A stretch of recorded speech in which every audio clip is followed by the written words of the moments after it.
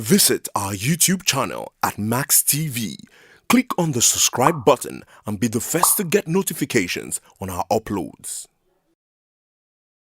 Frontline environmental rights activist based in the Netherlands, Comrade Ofehe is of the view that sustainable development is impossible in the Niger Delta in the face of massive ecological devastation in the region.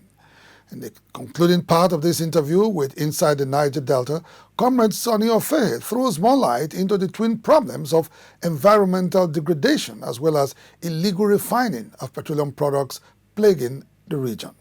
We're going to talk now about oil bunkering.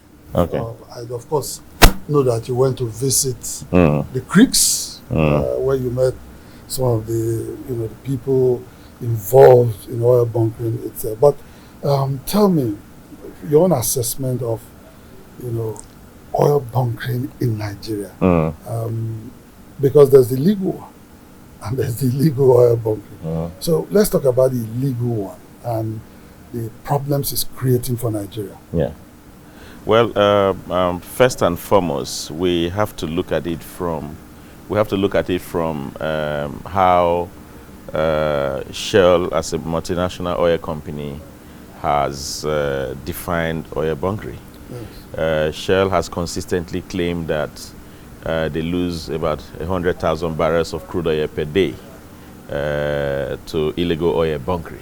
And now, when you look at the quantity of such loss, you will agree with me that the attributing such loss to mere criminality within the Niger Delta area is one thing that I don't agree to at all, because it takes a lot of resources, it takes a lot of technical know-how, it takes a lot of logistics, and it takes a lot of heavy equipment like barges, big barges, to be able to move 100,000 barrels of crude oil per day.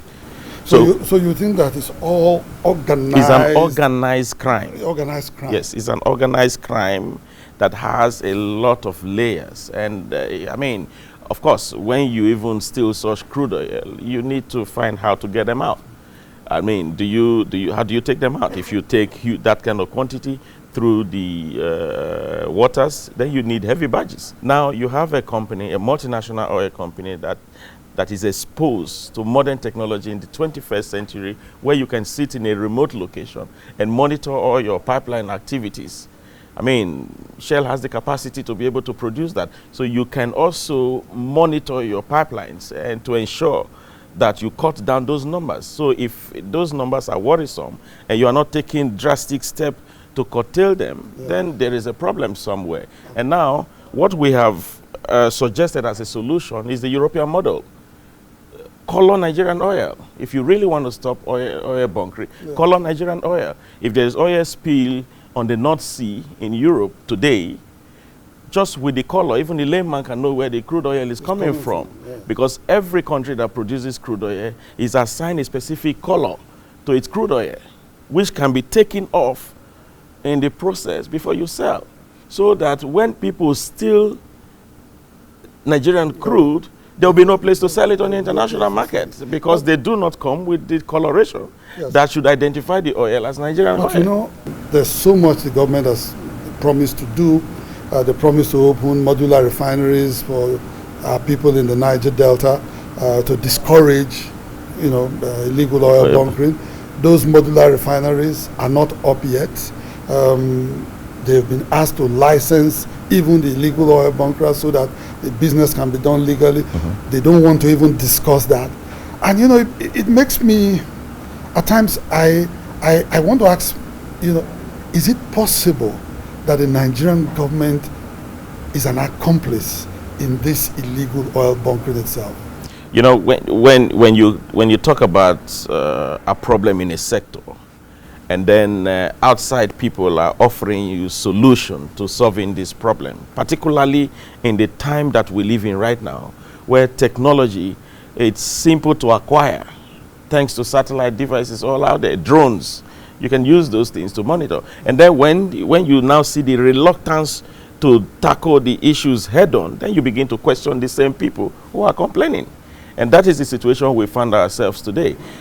In 2009, I actually took time to come in with some camera team to investigate the illegal oil refineries, because I was so concerned about the health consequences of such an action. Yeah. And then the health consequences to our people, our children who are supposed to be in school, but at the same time, you know, doing this kind of business, earning money for some big people who enjoy the bigger chunk of the money. Bigger profit. And then the solution of modular oil refinery, it's timely, because we have to sort of legitimize what the boys are doing. Because come to think of it, the sites that I actually visited, they refine 400 barrels of crude oil per day with a workforce of 3 persons. So, modular oil refinery, it's the only solution to dealing with that problem, because you cannot eradicate it. As at the time, as at 2009, when we went to this community in one of the riverine areas, our statistics showed us that they had about 3,600 illegal refinery sites scattered all over the Niger Delta. 3,600 as at 2009. That figure would have multiplied by now. Oh, most definitely. I can assure you understand? And those spots, like the very spot we visited, would never grow plants again. And this is not the oil company creating this pollution. This is not the oil company polluting our environment. This is our own people polluting our environment, in addition to the pollution that we're already suffering from the oil companies. And then you have a government who is not taking that thing serious. Inside the Niger Delta,